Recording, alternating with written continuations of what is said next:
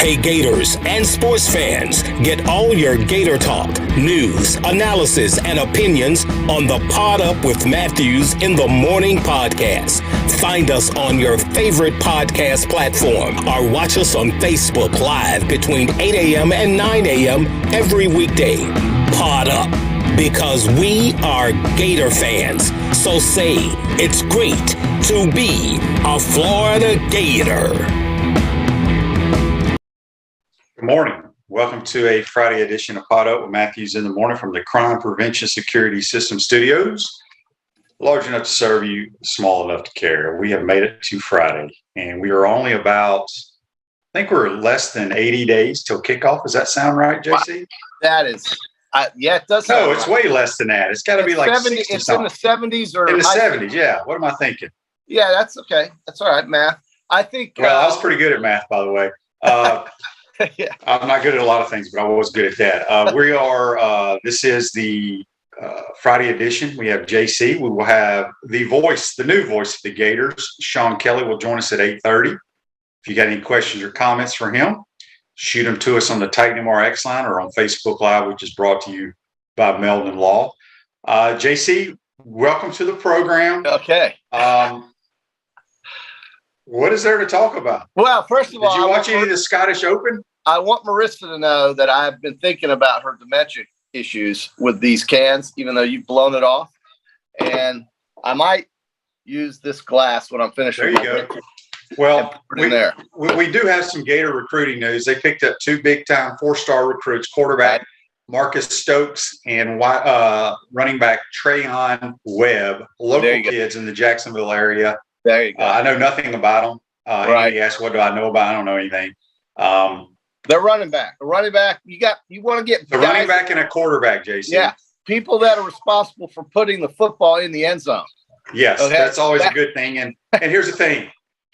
They may not play for 2 or 3 years. We don't know. So it's good. They were highly recruited kids. They are coming to the University of Florida, or they're committed to the University of Florida. Right. Verbal. Let's go back. It's a verbal commitment, which means nothing. And you know what's funny to me is, it's like I told you, the nonsense with that Jaden Rashada quarterback out of California that's supposed to be getting all this money, which I still don't believe it until somebody can prove to me, show me a deposit or a check in his account. It is all fabricated by the agent. We're supposed to have Darren Heitner on Monday. That has been rescheduled. So I will let y'all know when that will happen. What does he do? Who is that? He's an attorney. He teaches a class at the UF Law School on NIL. So okay. Well, so there you have it. This is not your most favorite topic to talk about. No. I know. Yeah, I'm just going to go back. I'm not going to sit here and pat myself on the back. But when this came out, what did I say it was going to be? What did you say it was going to be? Crap show. I said it was going to be a disaster. And it is a disaster because it's not what it's intended to be. We talk about it every day on the show. It is not. It has nothing to do. Cliff says, do you think Tebow had any influence on the decision? Zero. Tim Tebow didn't even know who Marcus. People forget Tebow only played football on Friday nights at Nice. He did not go to school there. He was homeschooled. So no, that would have nothing to do with it. Well, some folks may actually not know that, QB. I mean, you were the coach there. You would know everything about Ponte Vedra. But I think what I say is that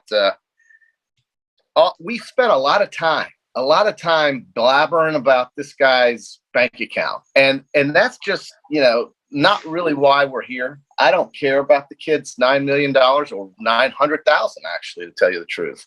I just want to know if he can play. I don't even know if he's getting $900. And here's the thing: he may not be able. Listen. He has got to. Until he puts on a uniform and plays in a live game.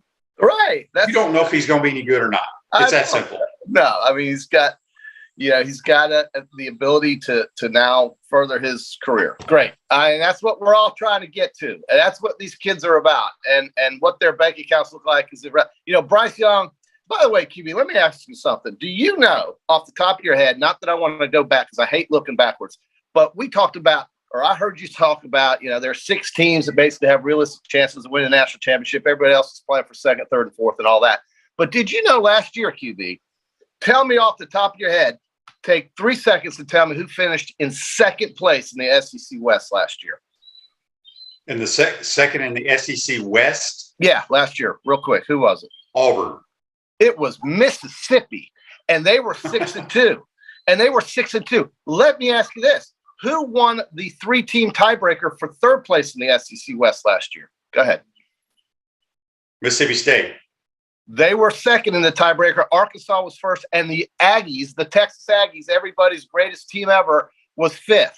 Guess who finished as the cellar dwellers of the SEC West last year? The 2 iconic Tiger programs that we're all so proud of, Auburn and LSU. They were cellar dwellers. So sometimes, QB, it doesn't work out like we think it is. And teams hey, having said all that, has nothing to do with my prediction. I can tell you who 5 or 6 teams are going to win the national title. I don't give a damn who wins a tiebreaker to come in third in the West. But if Ole Miss beat Alabama last year, which they really were never in the game, but had they done that, they would have won the SEC West. So anyway, David says, "Where did I get the shirt?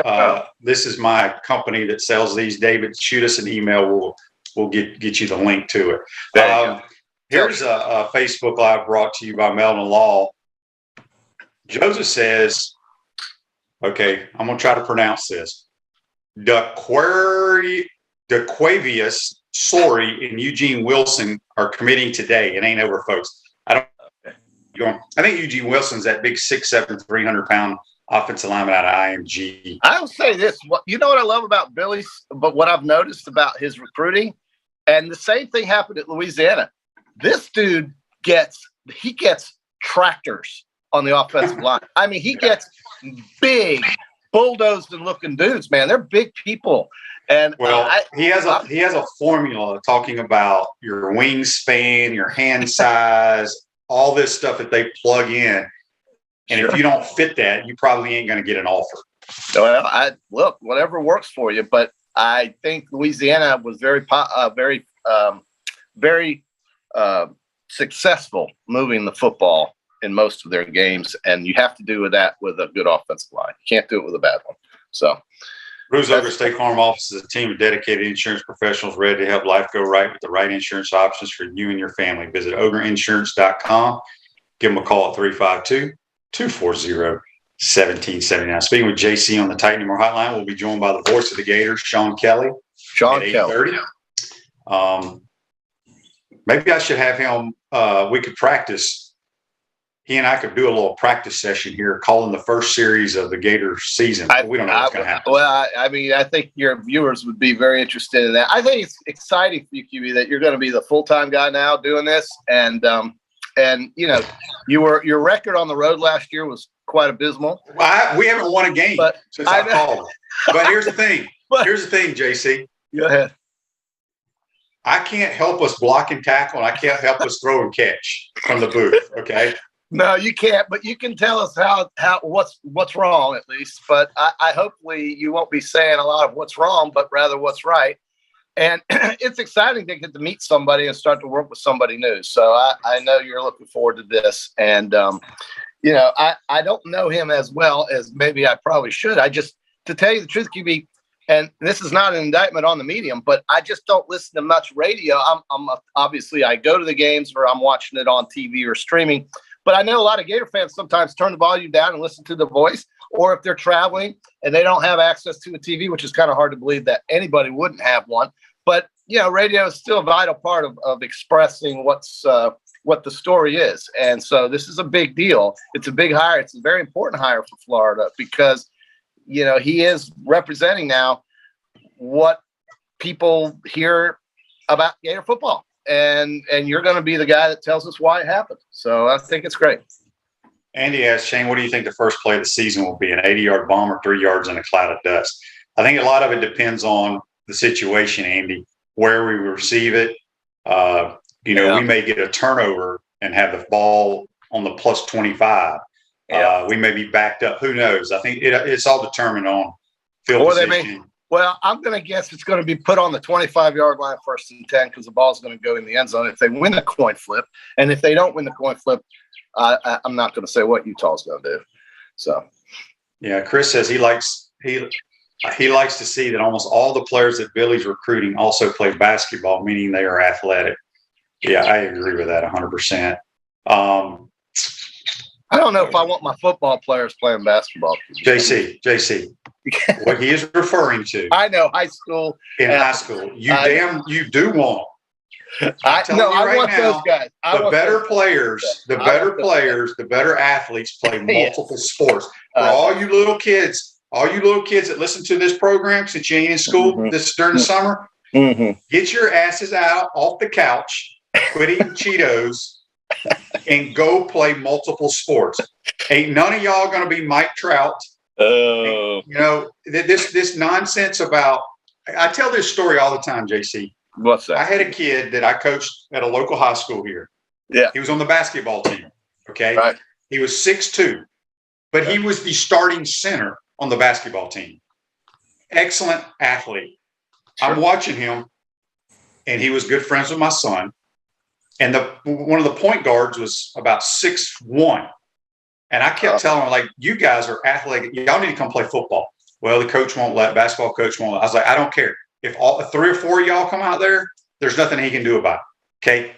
They played 1 year of football. One played corner, one played starting wide receiver. He caught 16 touchdowns, got a scholarship to Valdosta State, had 0 offers in basketball because he was 6'2". And my point was, if I would have had him as a sophomore, junior, and a senior, there's no telling how good he could have been. But these kids that play high school basketball, they need to realize that most guards nowadays are 6'3", 6'4". If you're nowhere near, you need to play basketball. And if you have those dreams, that's great. But you need to play other sports, because I'm telling you, it eliminates your opportunities to move on and get a free education or whatever. So that's my life lesson for today. That's invaluable. I mean, and nobody had to pay for that. It's incredible. I will say I agree with all that. I mean, I if you can play 3 sports, play. I mean, I played 3 sports at the largest high school in the state of Mississippi. Yeah, sure.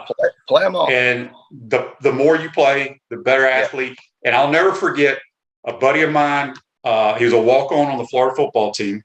His dad was best friends with Lou Piniella. He was out of Tampa. And Lou Piniella at that time, when I was in school, was still he was either the manager for the Yankees or the Cubs. I can't remember. Well, in the 90s, you're talking about in the 90s? Yes, early 90s. He managed the Cincinnati Reds to a World Series. Okay, well, he was with one of those teams. I don't remember. I remember going to dinner with him, and we were talking. And he says, I tell all my scouts, when they go scout these high school baseball players, if a guy's batting 400 or 500, that's great. Yeah. But is he playing any other sports? I'd rather have the guy batting 300 to 350 that plays football, baseball, and basketball. I want the better athlete. So, I don't know what got us on that tangent today, but there you have it. Well, it's okay. I mean, listen, it's summertime and kids should be outside. I agree. Yeah, get off the couch and quit eating your Cheetos. That's what I used to tell you. Quit playing video games and eating Cheetos. Get your ass outside. Do something. Get a ladder. Work on your feet. Jump rope. JC, you need to start jumping rope. You'd be better on the tennis court.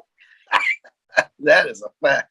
If I Give were us a Wimbledon update. Rafi had to pull out. So Nadal's got an abdominal issue, and it's really a shame because he won his quarterfinal match against Fritz in 5 sets in a 10-point tiebreaker after the 5th set. And just gutted it out. That's what he is. That's who he is. And he just couldn't get treatment close enough to where he would be able to compete at the same level against Nick Kyrgios, who would be playing him in the set. So Nick gets a bye, basically, and moves right to the finals.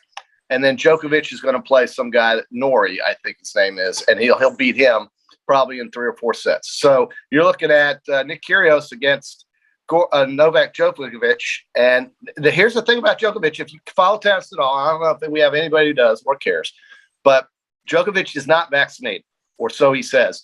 And right now, the U.S. Open in New York is in September, and they're not going to let him play, if you can imagine this. They're not going to let him play because he's not vaccinated, but Kyrie Irving eventually was able to play a basketball game. But here's a tennis player who's by himself outdoors, millions of feet away from people, and he's not going to be able to compete. But of course, he's going to be around people. But unless New York lets him compete, he won't be in the U.S. Open. He's best player in the world right now. And so he'll win Wimbledon, and he'll beat Nick Kyrgios. He'll beat Norrie. And, that's just the way of the world. There's your tennis update. It's on the women's side. Simona Halep is going to win she's won Wimbledon once before. She'll probably win it again this time. Yeah. Okay. Thanks for that Wimbledon update, Stan Smith. Brad Gilbert here. I mean, you weren't. That didn't really enthrall you. I was like Dick Enberg back in the day. Breakfast at Wimbledon with your strawberries. Speaking of Dick Enberg, Nick Hubert will tell you his "oh my" came from Dick Enberg. And, yes, he stole it. Well, I mean, not really stole it, but that's you have a. That was who he looked up to as a commentator.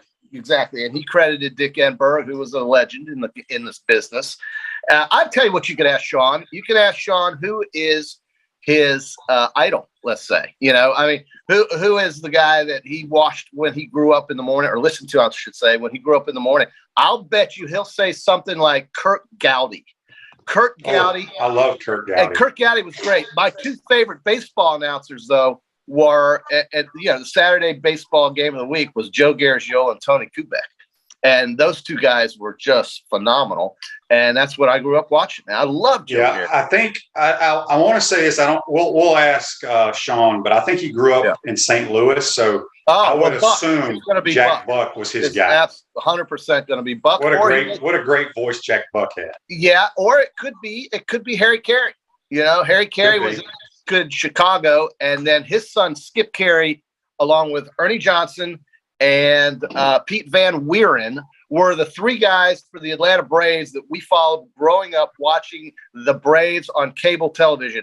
Ernie Johnson, Pete Van Wieren, and Skip Carey. They were iconic, legendary announcers. And Ernie Johnson is the father of the current Ernie Johnson that we are familiar with, who does the NBA on TNT with Chuck and Shaq and Kenny. Which is the greatest show on earth. It is. And I saw a movie the other day with Adam Sandler in it called The Hustle.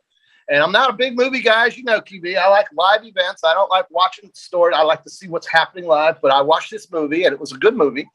And Adam Sandler was in a serious role, not a slapstick role in this case. He was a scout/coach for the Philadelphia 76ers. They used real people.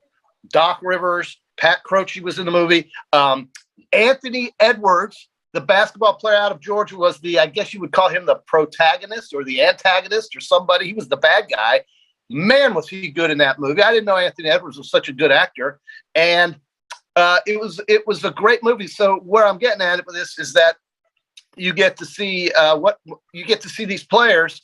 And in this movie, it was fantastic. And I just lost my stinking train of thought. Jesus. Because you've been drinking out of an aluminum can. Geez, Marissa, you might. Okay, I'm pouring it in right now into this glass. But what's the difference if I pour it out of this can and into this glass, or if I just drink it out of it? I don't understand the logic. I don't either. We got a text on the Titan MR text line from Fred. Fred says, I am sure JC is very happy that the Yankees beat the Red Sox last night. Hell yeah. And, not only did the Yankees smoke the Red Sox last night, almost lost, but won anyway. Garrett Cole has a lot of trouble at Fenway Park. I don't understand it. But Tampa Bay punked the Boston Red Sox the 2 nights before that. I mean, they ran them out of Fenway. So it's great to see Boston lose. It's great to see the Yankees win. The Yankees are the best team in baseball. The only team that scares me is Houston Astros. And they should, because they are on a bender right now, and that's the best team other than the Yankees in the American League. It is clear to me that it's the Dodgers and the Mets or Braves maybe in the National, and that's where we're at. Chris says on Facebook Live, brought to you by Mental Law, referring to the Joker.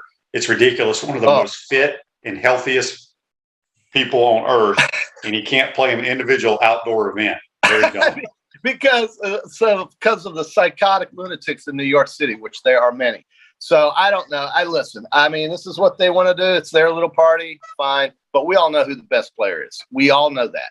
And Nadal is the best player in one venue, and that's the French Open. He's won it 15 some odd times.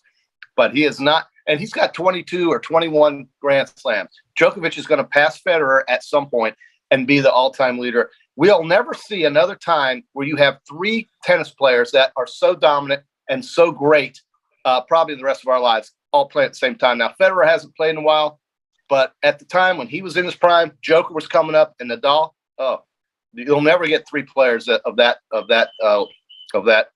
level ever again at the same time, I don't think. John says he thought JC was already drinking a Mick Ultra this morning, starting the weekend off right. Well, hey, baby. But no, I'm an energy morning guy. I get a little dab of caffeine, not much, or I'll start shaking. But I'm really pissed that I can't remember the point I was going to make about that damn movie. But, I do remember. Okay, here it is. Kenny Smith, who we brought up with Ernie Johnson, was a large part of that movie and really did a good job of acting. And I love how these guys played their normal selves. Adam Sandler did a great job. I mean, like I said, I'm not a movie guy. Go watch Hustle on Netflix, and you will like it. You'll like it because it's all about sports. It's about an athlete from Spain who came up and became an NBA player for the Celtics. And so I think you. I'll check it out one day. Yeah, one day. Let's get to this day in sports, which is brought to you by our good friends at Comfort Temp. Comfort Temp is comfort is our business. Peace of mind is our promise. Beat the summer heat. Schedule your air conditioners tune up today, keeping you chill in the Florida heat far away. Comfort Tip Heating and Air. Give them a call, 352-376-2366. This day in sports, JC, I didn't know this went this far back. In 2015, okay, the NFL Washington Redskins have their trademark vacated on the grounds it may cause offense to Native Americans. That happened in 2015.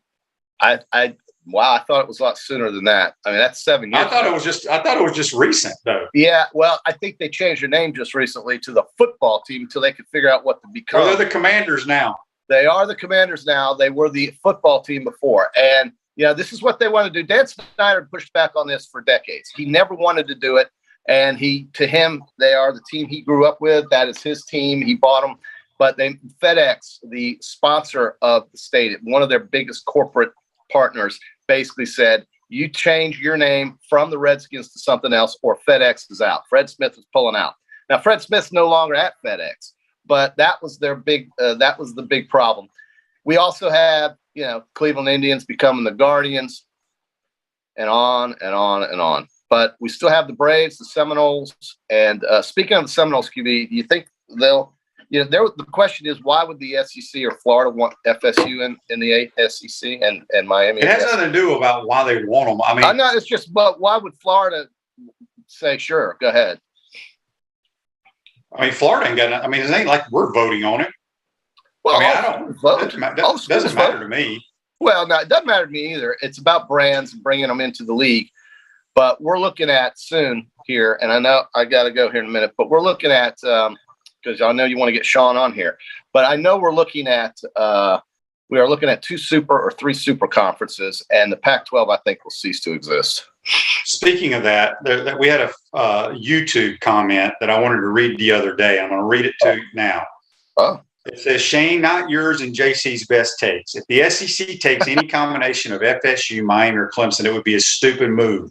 It's not about the past or the present, but the future. If Clemson is still in the ACC and we go to 2 super conferences, then they won't be getting the top prospects. They'd go to South Carolina or even Maryland.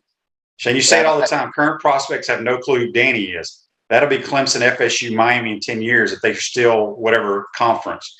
They would become marginalized. In the 90s, many UCF students were Gator fans. He goes on and on and on. What's wrong with our take, though? What take is I don't know. I guess because we said that it would be good for FSU, Miami, and Clemson to be in the SEC. Well, it would be good for them. Clemson is an SEC type school. It's that simple. They will be in the SEC. And I think Florida State is too. And I absolutely think for those schools it would be a windfall. It would absolutely be good for them. The ACC has an issue. You know what the issue is? Their member institutions are going to be making a lot less when these new TV contracts come out for the SEC and the Big Ten. And I mean a lot less. So what's going to happen is the only way to get out of this the grant of rights deal in 2036 is for the conference to dissolve. The conference will dissolve if all the schools amend the contract. And that means everybody has to get on board and say, we want out. That's how it would happen. That's the only how. I learned that from Andy Staples. I'm not going to argue with Andy Staples about anything. He's very good. He says that there's in a contract, there's an amendment. If all schools sign off on it, then they're off on their way. And so maybe there is an out for these schools in the ACC, because the ACC's current deal, or it's going to have to be renegotiated, because their current deal will be a fraction of what these new deals that the SEC and the Big Ten are going to sign. And that is a fact. And the Big 12 is going to expand. They're going to poach and get 4 teams out of the Pac-12, and there we go. They're going to have 18 teams now? So the Big 12 is alive. They're alive. They've got, multiple lives, the Big 12, because they were dead. How many times were they dead? Missouri leaves, A&M leaves. I mean, the Big 12 was dead a couple of times. Oklahoma and Texas were going to go to the Pac-12, and here they are, alive and kicking the Big 12. So we're looking at Big 12, Big 10. Big 12 is going to have to be the Big 18. The Big 10 is going to have to be the second Big 18. The SEC is going to be all encompassing. So, I mean. So he finishes his long text that FSU would be more valuable to the Big 10 than the SEC, just like Pitt would be more valuable to the SEC than the Big 10, and Clemson would be neither. The TV guys will decide who's the most valuable, but I will tell you this, the fans don't want Pitt, and the TV executives know that. And up there in Pennsylvania, they're not wild about having Florida State, I would think. So I haven't seen one Florida State flag in Pittsburgh, and I sure as hell haven't seen one Pittsburgh flag in the Panhandle. So FSU would belong and rightfully be put into the SEC. Well, Clemson clearly will be the first team to go to the SEC. Of course. I mean, absolutely Clemson. I mean, that's Auburn in the East. That's all that is. Real quick before we let you go, JC, on our Peachland Dental picks on the Scottish Open, I don't know where any of our players. You picked Rose, Fleetwood, and Thord Bjornsson. I got Matt Fitzpatrick, who is on fire today. At least he was. He shot 4 under. At one time, he was 7 under. You should have seen a lie he had in the bunker yesterday. And I saw it. Oh, I saw it. Did he make the putt coming back, or I don't know. I just saw him hacking he couldn't get out of the bunker. Well, it's tough. Those bunkers are like beach bunkers, like in the beach. Cameron Tringale, though, is way ahead right now in the Scottish Open. So. Yeah, and then Barbasol, I'm not sure. I think Kevin Streelman, didn't I pick Kevin Streelman? Yeah, you did. Is he winning the Barbasol? No, A. Svensson is. Oh, I thought Kevin Streelman was. Oh, I guess not. There he is. He's at 6 under. Streelman's 6 under. Yeah. So he's 4. Good gracious, pitch and putt there in but Kentucky. my boy Mullinax, who I picked, Trey Mullinax, is 3 back. I got Trey Mullinax at Barbasol, baby. Let's remember that. Trey Mullinax. Go Trey. All right. So anyway, JC, have a great weekend, and we'll talk to you on Monday. You bet. Let's hear Sean We've had a bunch of people ask about your Publix weigh-in. Can you give us an update? I'm back on track. I'm getting closer to 2. I'm at 206. Moving down, heading south. And what are you trying to get to? I want to get under 200. I want to get to 196, 95 maybe. Just think how quick you'd be on the golf, on the tennis board. It's so true. And starting at 215, getting down to 195 in 2 months, I would be JC, I got something that will, if you do it every day for 15 minutes, out in the heat, you will be under 200 in 1 week. Can you send me that information, please? No, I'm going to tell you right now. It's what I tell all these kids that I train. There's nothing better than working your feet. Go get you a speed ladder that lays on the ground out on the carport. Speed ladder. If you need somebody to get you one, I know somebody that sells them. Okay? A speed ladder. And then you work your feet in and out. Do that for about 15 or 20 minutes. I promise you'll be under 200 pounds. And your feet, you will be so much lighter and quicker on your feet, Jason. Get me some info on that speed ladder, because if I can get quicker on my feet, the dudes on the tennis courts are dead. The problem is I don't know how you can improve your footwork at age 50. What are you? Usually that's when you're a lot younger. All right, JC, we got to get to somebody a lot more important than me and you. All right. We're going to take a timeout. We'll come back. We'll be joined by the voice of the Gators, Sean Kelley. There you go. We want to take this moment to thank all our sponsors who keep the show going and pay the bills. Our premium sponsors are Crime Prevention Security Systems, large enough to serve you, small enough to care. Titan MRI, Gainesville's only locally owned and operated MRI facility. Meldon Law, the only official law firm partner of the Florida Gators. Peachland Dental, Gator Nation's first choice for dentistry in Port Charlotte. Comfort Temp, Comfort is our business, peace of mind is our promise. QC Kinetics. Live pain-free with QC Kinetics. Our gridiron sponsors are Auto ER, UF Bookstores, Celebration Point Town Center, Chris Doring Mortgage, Silverback Concrete Co., Ruse Ogra State Farm Insurance, Doreen Wiebe Realtor Caldwell Banker MM Parish. Our touchdown sponsors are Campus USA Credit Union, Adams Rib Company, Gator Dominoes, Celebrate Primary Care, Gator Bait Media, Okido America, Style Cuts, Ironwood Golf Course, Big Mills Cheesesteaks, MB Listing, McDonald's of Gainesville, 84 Lumber, Tropical Smoothie Cafe, Avra and Smith, Dowling Signs, Baker's Sporting Goods, Silver Cube Billiards and Sports Bar.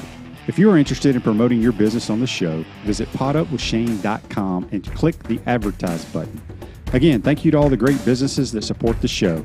If you like what we are doing here, make sure you follow us and support the businesses that support us. Hi, Steve Spurrier here. You know, making a reservation at my restaurant is easier than a Saturday afternoon homecoming game against Vandy. You don't have to call or email. Just go to spurriers.com, hit the reservation button, pick a date, a number of guests, and a time. It's so simple, I can do it. In fact, I just did. Maybe I'll see you tonight.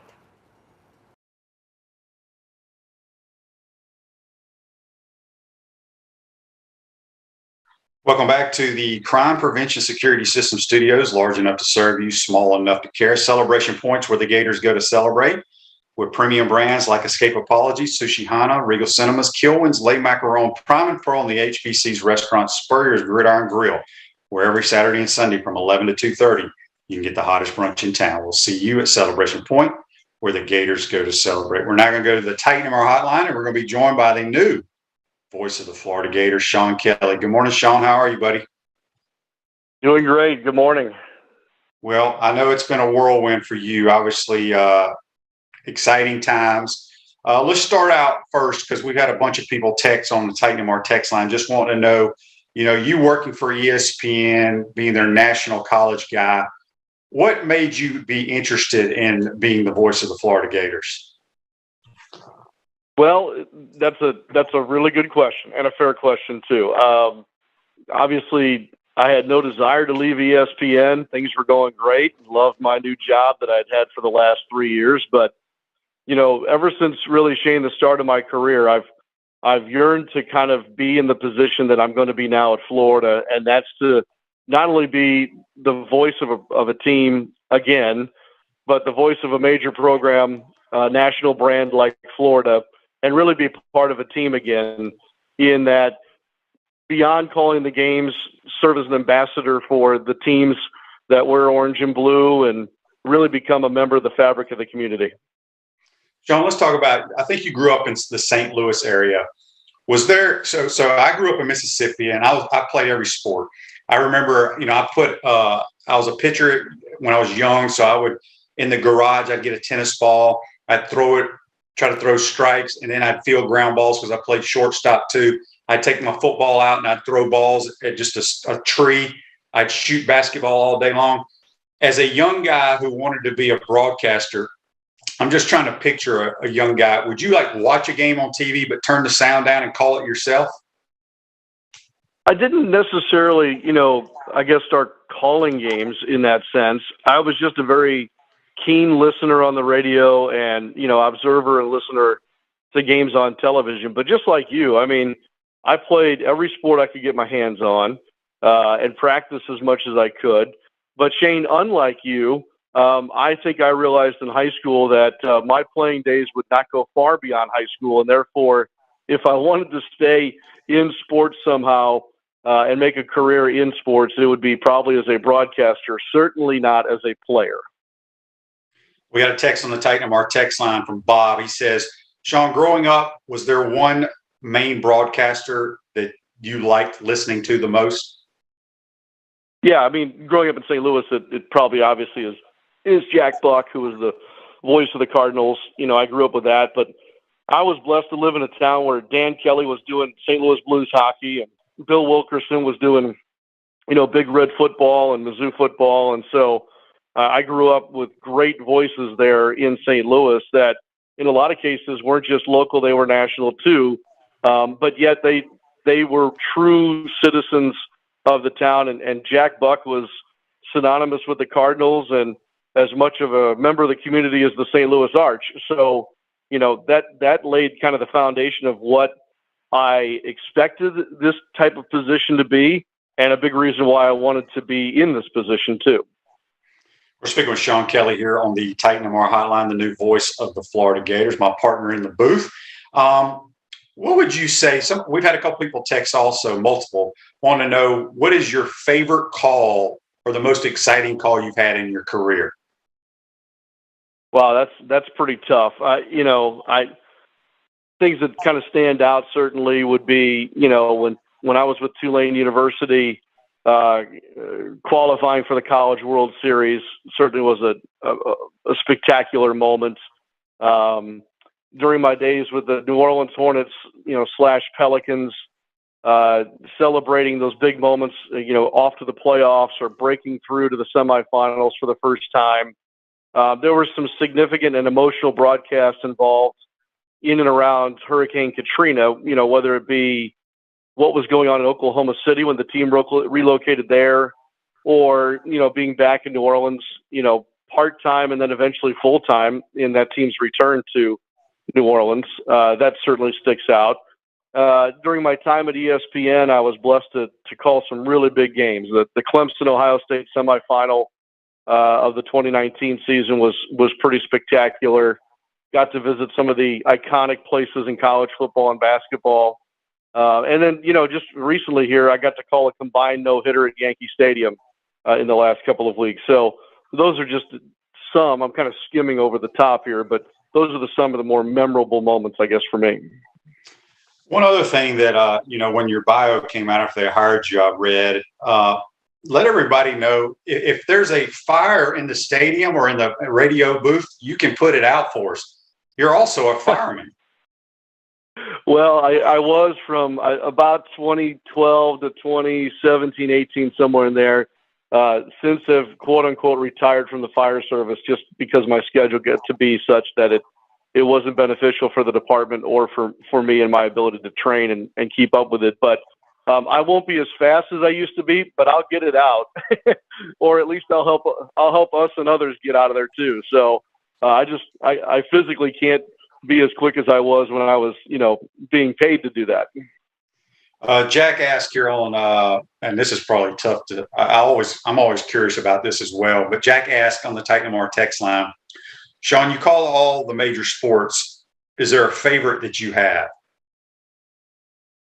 No, I don't really have a favorite. Kind of hearkening back to what we were talking about with our childhood, Shane, and that, I grew up kind of in that mode of, if it was fall, football was my favorite sport. And, it'd come wintertime, hockey and basketball. I love basketball. I've obviously done a ton of it in my career. And I have a love for baseball too. I probably played more of that than anything else. And I grew up in a Major League Baseball town. So I have, big love for the St. Louis Cardinals and the sport of baseball in general. But, there's nothing like an SEC college football Saturday. There's nothing like, the atmosphere of an NBA playoff game or, a special place in college basketball that just has that energy no matter who's in the building. So I don't have a particularly favorite. And look, I loved when I was able to get back to doing multiple sports when I went to ESPN. It's something I did earlier in my career. And obviously, here now at Florida, I'll do multiple sports again too. Dan asked on Facebook Live, brought to you by Metal Law, are you moving to Gainesville? Yes, because you're going to basically still do some ESPN work, but you're going to be an employee of the Athletic Association because you're going to be doing Gator football and Gator basketball, correct? That's exactly right. I am moving to Gainesville. We have boxes already out. I'm trying to find a place to live in Gainesville. And so we'll make that move here at the end of the month and just in time for the start of training camp. And Florida will be the primary. That takes first priority. Around it, I'll do a mixed bag of things for ESPN radio, but yeah, Florida will be the priority, and that's where things will stand. Sean, it's interesting, being the new voice of the Gators. We have a new football coach, Billy Napier, that you're probably very familiar with, living there in the state of Louisiana, but also Todd Golden. I don't know if I can ever remember a major university having a basketball and a football coach in year one, but also a brand new announcer. Have you ever heard of anything like that? No, nothing like that. And I hope I'm not misspeaking here, but I think we have a new soccer coach. I think that we have a women's basketball coach that went from interim to permanent. I in visiting with Scott Strickland last week, I said, boy, you've got to experience all these things in 1 year. You want to do this again anytime soon. He said, I don't ever want to do it again. It was a lot for him. It's a lot of change, but, specifically for me to come in as the new guy in the broadcast booth and with you on football, I'm very excited about kind of being in on the ground floor with Billy Napier, and the same goes for Todd Golden too. And so I'm a process kind of person. And so to be able to watch them build their programs at Florida from the ground floor is intriguing and I think exciting too. We had a question from Jonathan. He says, I think you were doing the Pelicans games during the bubble during COVID in Orlando. If you were, how did y'all do that? How was that experience? So I was with ESPN Radio when we did the bubble, and yes, I think I did have a Pelicans game or two, but I was working for ESPN Radio when the bubble was going on in Orlando, and it was a very surreal experience. A guy named Mark Kestis here, one of my close friends, and probably he and I kind of carry the bulk of ESPN Radio broadcasts up until now. We kind of leapfrog each other. I don't even know if that's a word, but like Mark would go and do, a week's worth of games, and then I would kind of come and replace him. And so we had the ability to kind of go in and out. Once we got there, you had to test to go in. You had to test every day. You were quarantined to a certain hotel. The only place you could go was to the arena and back. So unlike some who had to be there the entire time, Mark and I at least were able to get a little break here and there. But when we were there, it was a wild setup. It was like doing NBA basketball from a studio, like a television studio. It was almost a made-for-TV/radio event in that, there's no fans there. The building is strictly set up to play and broadcast NBA basketball. The craziest thing, though, Shane, was the way they piped in, crowd noise, sound effects, music, and all that. You would put your headset on, and it would fool you. You would think, I'm in an NBA arena. It would look and sound like that. And then a timeout would occur or the game would end, and then there would be this almost jarring rip back to reality that you're kind of essentially in this studio, if you will, because it would be dead silent, and the only thing in there were people who were working, lights, cameras, players, and coaches. I mean, that was basically it. But somehow they pulled it off, were able to finish that season, and eventually crown a champion, which I thought was somewhat miraculous. I can't imagine what the price tag on it was. But it was a unique moment in my career, one that I'll never forget and one that I hope to never have to do again. No doubt. At Chris Doring Mortgage, they do mortgage lending right, helping home buyers throughout Gainesville and North Central Florida. Call Chris Doring Mortgage today at 352-244-0840. Speaking with Sean Kelley, the new voice of the Florida Gators. You can follow Sean on Twitter at Sean Kelley Live. A few more minutes with him. We got a couple more texts and Facebook Lives. Carl says, have you been to Gainesville yet? And have you been to Coach Spurrier's restaurant? You must go. I have been to Gainesville once now, and that was to spend the day and interview and meet a whole lot of people just a week ago yesterday, as a matter of fact. My dinner on that Thursday night was at Spurrier's and in the studio room there at the restaurant. Fantastic. Freddie and his crew are first class, and I just enjoyed it very much. It's a place that I look forward to spending a lot of time, not only eating, but I guess perhaps just meeting fans, and I think we'll maybe have some broadcast duties there. I haven't been given all the details yet, but something tells me I'm going to be at Spurrier's plenty. Yes, you will, for sure. Facebook Live, Andy asks, this is a good one. He says, Sean, How do you think Shane's perspective as an ex-QB will be different from what Barrett Jones provided? And have you ever teamed up with a former quarterback on a broadcast? Well, let's see. Shane will be much prettier than Barrett because quarterbacks are better looking than linemen. We'll start with that. But both bring a unique perspective. You know, Barrett was a 3-time All-American at 3 different positions. And so he had the perspective of a lineman. And I've always found offensive linemen to be great analysts because of all the intricacies that they have to know in the entire offense. The same, though, goes for quarterbacks. And probably, Shane, the advantage that you have is that you're much more adept at reading defenses and probably knowing, or at least working through the progressions of an offense much better than an offensive lineman would. So, look, it's the combination of that and the fact that, Shane, you're a Hall of Famer at Florida. You know, you are a link to the Spurrier era and have been a part of the program ever since. And so that's going to be a huge help for me as, you know, a relative newcomer to Gator Nation. And I'm trying to think back quarterback-wise. Yeah, Kelly Stauffer and I have done quite a few games on ESPN radio. And then early in my career, I worked with a quarterback named Jeff Bruni, who played quarterback at Southern Illinois University. So, yes, I've had some experience working with quarterbacks as well prior to this. Yeah, there's no doubt that quarterbacks and linemen watch the game different. One of my closest friends, he played offensive line at Florida, and we watch a lot of games together. And all he does is watch the interior guys. I'm like, dude, watch the back end. That will help. You know, it's more fun watching that. But that's just the mentality of an offensive lineman. No question about it. Sean, have you gotten a chance? This is from Bill. Bill wants to know, have you gotten a chance to meet Billy Napier? No, I have not. We have exchanged texts. And then, of course, I was very aware of Billy here in Louisiana, you know, where I'm leaving, as to what he did with the Raging Cajun program at UL. So I'm eager to meet Coach in person. He graciously reached out to me and was super welcoming. I'm looking forward to working with him. I just think that I think Florida is going to be a great fit for him.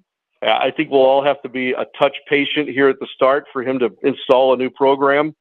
But, you know, one thing I've learned is that the players that I know that have gone for him, they'll run through a brick wall for the guy. He has a great reputation and process for recruiting. And, you know, at Florida, Shane, he's going to have the ability to attract more 4- and 5-star guys than he did, say, at UL. But one thing that was special about his time in Lafayette is that he could get that 3-star or possible 4-star, and he has a very good method, he and his staff, of really developing players and taking those that maybe were under the radar or maybe not as highly touted coming out of high school and turning them into potential NFL players, if not to be graded out as what would be a 4 or 5-star when they're done with this program. I have a question here before we let you go. You know, you being a national guy, and obviously you worked, as you said, for the Pelicans and Missouri and those type of teams, but recently you've had to kind of just be calm during your calls because you're not really rooting for one of the teams. But your preparation, I'm thinking, has to be pretty difficult because you got to know so much about both teams. Now being a Gator, obviously you will know our team inside and out because you're around them daily. But won't it make your preparation a lot easier just having to worry about one team?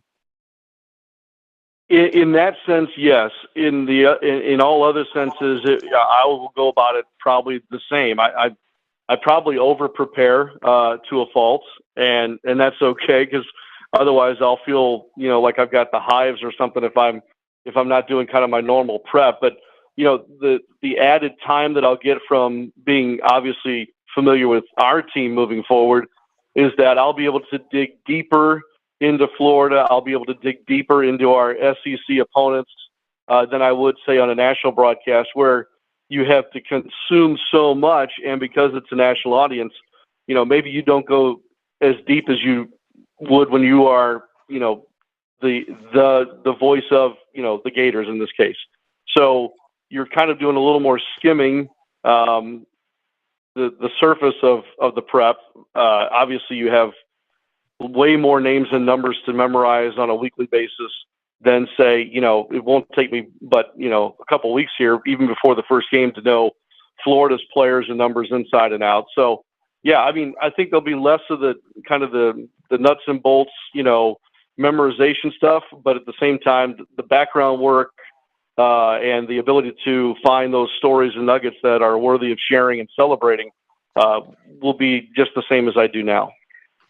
Okay, 2 more Facebook Lives here, and we'll get you out of here. And I don't know if you even want to respond to this one, because I think we may want to wait. But Scott says, does Sean have a catchphrase? I'm sure you're very familiar. Mick Hubert's was "Oh my," which he, I think, kind of got from Dick Enberg. But do you have a catchphrase, or you just want to wait till people hear the game against the Utah Utes? I don't necessarily have a catchphrase. It's kind of not my style. I think that probably there's things that I say that will be, that are, commonplace, but I don't lean on them as a signature or a catchphrase. I guess one thing I do, and this is a little tribute kind of to Jack Buck, is that I usually at the end of the broadcast just say, "So long for just a while." That was something that he would always say at the end of games. And I kind of do that kind of as a tribute to him, but really for the most part, I don't have an "oh my" like Mick does, or say like Mike Breen has kind of grabbed a hold of, kind of exclaiming bang on a big 3-pointer. But yeah, it's kind of not my style to have kind of a catchphrase, whatnot. I think eventually we'll have kind of a touchdown call for Florida football that will be commonplace. But again, I don't consider that really a signature phrase, just more of something that'll be ours, you and me and the fans.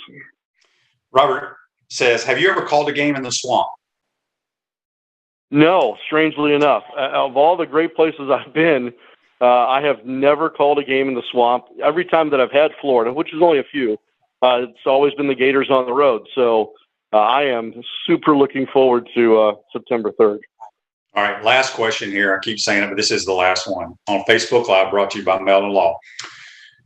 It says, Greg wants to know, how much research will you have to do on the history of Gator football? I can't even begin to count the hours, because I want to be up on that. I want to be able to refer back to Gator greats or great moments, whether it be trying to, I guess, relate a moment in history to what we're seeing in the present, or just, I guess, being a good steward of this legacy that I've inherited. I mean, we're talking about a legacy of Hall of Fame broadcasters, legends that have been behind that microphone. And so in a way to honor them and of course, Gator Nation, I do not want to kind of float through this without an appreciation of the history of, the teams and the university too. So, yes, I'm ready to admit, and I'm ready to buckle up and do a lot of homework. Shane, I'll need your help. I got a lot of homework to do here in the coming months. We'll help you out, my man. We appreciate your time. I know all our listeners love listening to you today. They're excited for Sean Kelley to kick off the Billy Napier era against the Utah Utes. Good luck with that move, my man. And once things settle down, we'll go grab a bite at Spurrier's, and can't wait to get you here in Gainesville.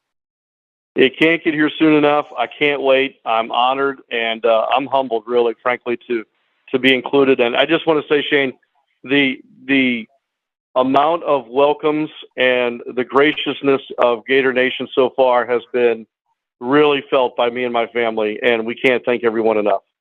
That's good stuff. Sean, appreciate it, buddy. Have a great weekend, and we'll talk to you soon. All right, go Gators. See you soon, Shane. Yep, that's Sean Kelley, the new voice of the Florida Gators. Join us on the Titan MR hotline. Are you in the market to buy or sell your home? Doreen Weeby, a realtor with Caldwell Banker M.M. Parrish, will provide you with fast, friendly, and reliable service. Give her a call today at 352-562-1411 to help your dreams come true. Hope you enjoyed that. We appreciate Sean taking the time to join us. He's a busy man right now. He was telling me before he came on that he has to go call the NBA Summer League out in Vegas this weekend or next week or something. So, but he'll be full-time Gator here pretty soon, and he's a pro now. He's very, very good. And he said, "You got big shoes to fill." We all understand that, but he will do it in his way from here on out. So have a great weekend, folks. We'll see you on Monday.